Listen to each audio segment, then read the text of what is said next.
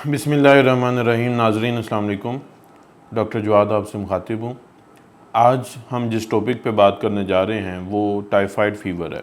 नाज़रीन इकराम, चूँकि आजकल बरसात का मौसम है और इस मौसम के अंदर टाइफाइड फ़ीवर जो है वो ज़्यादा कॉमन होता है, तो टाइफाइड फ़ीवर जिसको एंटेरिक फ़ीवर भी कहा जाता है, उसके हवाले से हम आज बात करेंगे। हम अगर सबसे पहले बात करें कि टाइफाइड फ़ीवर की वजह क्या है, तो एक बैक्टीरिया जिसका नाम साल्मोनेला टाइफी है, ये बैक्टीरिया है जो टाइफाइड फ़ीवर का सबब बनता है। इसका जो मोड ऑफ़ ट्रांसमिशन है, यानी ये कैसे एक जगह से दूसरी जगह मुंतकिल होता है, तो वो गंदा पानी पीने से या गंदी खुराक खाने से, या ऐसा पर्सन जिसको टाइफाइड है और उसका स्टूल कंटेमिनेटेड कोई फूड जो है वो आप तक पहुंच गई है किसी तरह से, तो इस सूरत में आप टाइफाइड के मर्ज़ में मुब्तला हो सकते हैं। चूँकि ये साल्मोनेला टाइफी जो बैक्टीरिया है, इसके हवाले से मैं ज़रा आपको क्लियर कर दूं कि साल्मोनेला टाइफी जो है ये टाइफाइड फ़ीवर करता है, जबकि जो साल्मोनेला पैराटाइफी है वो पैराटाइफाइड फ़ीवर जो है वो करता है। और इसके अंदर एक और चीज़ जो जहन में रखनी है आपने, ये वो साल्मोनेला बैक्टीरिया वो नहीं है जो कि फूड पॉइजनिंग करता है, वो साल्मोनेला की डिफरेंट स्पीशी, और ये स्पेशली उन स्टूडेंट्स के लिए हैं जो इस वीडियोस को जो है वो सुन रहे होते हैं। एक और टर्म मैं स्टूडेंट्स के लिए क्लियर करना चाहता हूँ, वो ये है कि हम टाइफस के हवाले से भी अक्सर जो है वो टर्म सुनते हैं। तो टाइफस जो है वो एक टाइफाइड से टोटली डिफरेंट चीज़ है। यानी हमारे पास तीन टर्मिनोलॉजीज़ जो हैं वो आ जाती हैं। एक टाइफाइड फ़ीवर जो कि एंटेरिक फ़ीवर भी कहलाता है, एक पैराटाइफाइड फ़ीवर और एक टाइफस। ये तीनों डिफरेंट हैं, इन तीनों के पैथोजन भी डिफरेंट हैं। तो हम जिस की बात कर रहे हैं वो टाइफाइड फ़ीवर, और उसका जो कॉजेटिव एजेंट है यानी कि बीमारी का सबब बनने वाला जरसूमा जो है वो साल्मोनेला टाइफी कहलाता है। अब इसमें जो टाइफस है उसकी डिफरेंट मोड ऑफ ट्रांसमिशन है, डिफरेंट टाइप्स हैं, वो मक्खियों वगैरह से भी फैलता है। हमारा चूँकि आज का टॉपिक जो है वो साल्मोनेला टाइफी जो टाइफाइड फ़ीवर करता है उसके ऊपर है। जो सिम्टम, जो अलामात जो है वो मरीज़ के ऊपर ज़ाहिर होंगी, उसमें जो है वो बुखार है, उसको सर में दर्द होगी, उसको सर्दी लगेगी, उसके जिस्म पे जो है वो रेड कलर के स्पॉट्स जो है वो अपीयर हो सकते हैं। इसके साथ साथ जो है वो उसको नोज़िया यानी कि मतली हो सकती है, क्या हो सकती है, उसको डायरिया इसके साथ जो है वो डेवलप हो सकता है। तो ये इसके जो है वो डिफरेंट सिम्टम्स हैं जो कि टाइफाइड फ़ीवर के अंदर जो है वो अपीयर होते हैं। अगर हम टाइफाइड फ़ीवर की बात करें तो ये डिफरेंट स्टेजेस के अंदर, चूँकि साल्मोनेला टाइफी हमारी बॉडी के अंदर जो है वो एंटर होता है, तो ये जाके हमारी जो छोटी आंत है जिसको हम स्मॉल इंटेस्टाइन कहते हैं, वहाँ जाके ये उसके ऊपर अटैक करता है। और इसकी डिफरेंट स्टेजेस हैं। स्टेज 1 के अंदर ये हमारी बॉडी में एंटर होता है, और एंटर होने के बाद ये ब्लड में जाने की कोशिश करता है, जिसके अंदर आपको फ़ीवर जो है वो होता है, फ़ीवर का सिम्टम आना शुरू हो जाता है, और फ़ीवर जो है वो दिन ब दिन तेज़ होता चला जाता है।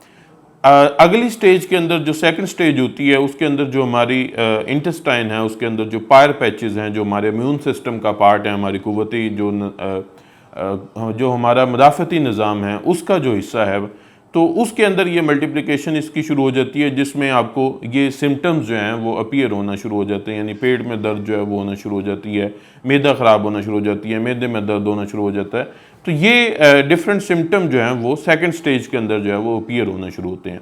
तो अगर आप इसको यहाँ पे ट्रीट नहीं करते टाइफाइड फ़ीवर को, तो फिर ये बड़ा ख़तरनाक साबित हो सकता है। ये आपकी जो है वो इंटरनल ब्लीडिंग करवा सकता है, ये इंटेस्टाइन को डैमेज कर सकता है, और ये आपके दिमाग के अंदर भी सोजिश पैदा कर सकता है।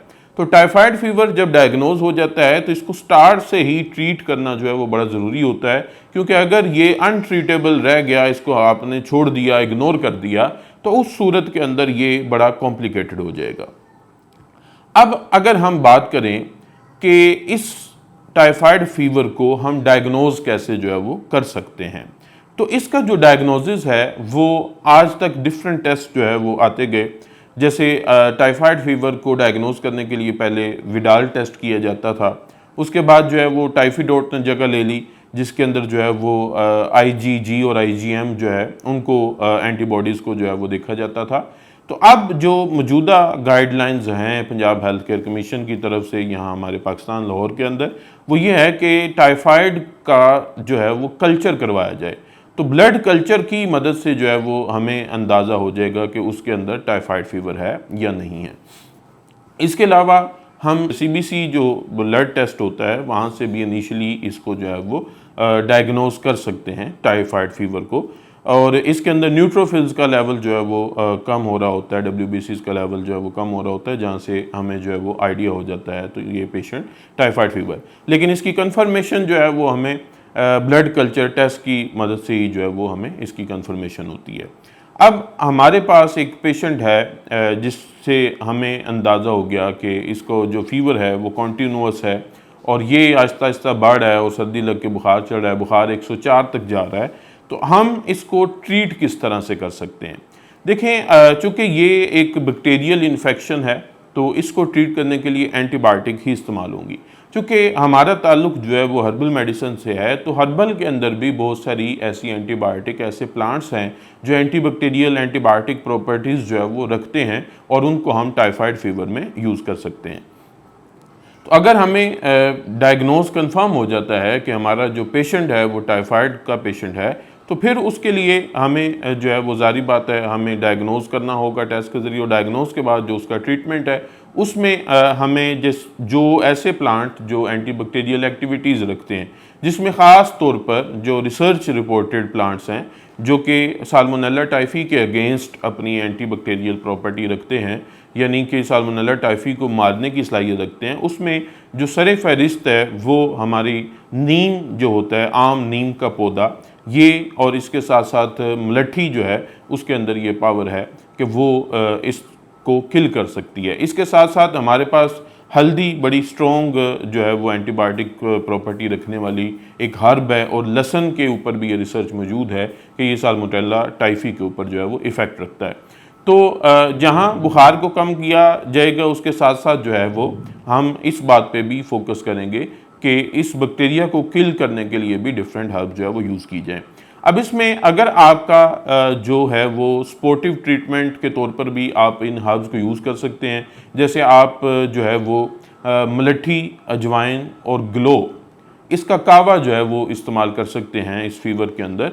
आपने जो है वो मुलट्ठी का एक छोटा सा टुकड़ा ले लेना है, इसके साथ साथ आपने जो है वो आधा चम्मच जो है वो अजवाइन, देसी अजवाइन जो है वो ले लेनी है, और इसके साथ साथ ग्लो आपको मिलेगी बाज़ार से, तो ग्लो जो है उसका आपने 1 चम्मच या आधा चम्मच जो है वो लेना, और इसका कावा आप जो है वो इसके अंदर इस्तेमाल कर सकते हैं स्पोर्टिव ट्रीटमेंट के तौर पर। अगर आपका फीवर जो है वो हर्ब से कंट्रोल नहीं हो रहा तो फिर अल्टीमेटली आप वेट नहीं करेंगे, आप दूसरी एंटीबायोटिक का जो है वो सहारा लेंगे, लेकिन साथ साथ ये भी आप स्पोर्टिव ट्रीटमेंट के तौर पर जो है वो इस्तेमाल करते जाएंगे। एक चीज़ इसमें वाज़ेह हो, और ये चीज़ हमेशा अपने ज़हन में रखिएगा कि जब भी आप कोई नुस्खा इस्तेमाल करते हैं, उस नुस्खे के बारे में अपना जो फिजिशियन है, जो भी आपका जो है कंसर्न्ड डॉक्टर है, जो हर्बल मेडिसिन से है या एलोपैथिक मेडिसिन से है या होम्योपैथिक किसी भी सिस्टम ऑफ मेडिसिन से है, उससे आप एक दफ़ा लाजमी तौर पर जो है वो कंसल्ट किया करें। बहुत से ऐसे नुस्खा जात वीडियोज़ के अंदर और यूट्यूब के ऊपर मौजूद हैं जिसके अंदर ऐसी ऐसी हर्ब्स जो है वो बता दी जाती हैं, या ऐसी ऐसी उसकी डोजेज़ जो है वो बता दी जाती हैं जो कि इंतहाई टॉक्सिक और इंसान की मौत का सबब बन सकती हैं। लोग आमतौर पर इस चीज़ को जो है वो समझते नहीं हैं, और वो देखते हैं कि बस एक नुस्खा हमें जो है वो मिल गया है कहीं से और हम उसको जो है वो धड़ाधड़ इस्तेमाल करना शुरू कर दें। ऐसा हरगिज़ ना करें। ऐसा करने से आप अपनी जान से भी हाथ धो सकते हैं, ऐसा हरगिज़ ना करें। आप हमेशा जो हमारी नेशनल काउंसिल फॉर तिब है, हमारी जो बॉडी है जो इस सारे मामलात को रेगुलेट करती है, उससे जो रजिस्टर्ड अतीबा हैं, जो क्वालिफाइड जो है वो अतीबा हैं, फिजिशंस हैं, हमेशा उनसे आप कंसल्ट करके अपने नुस्खाजात को इस्तेमाल करें।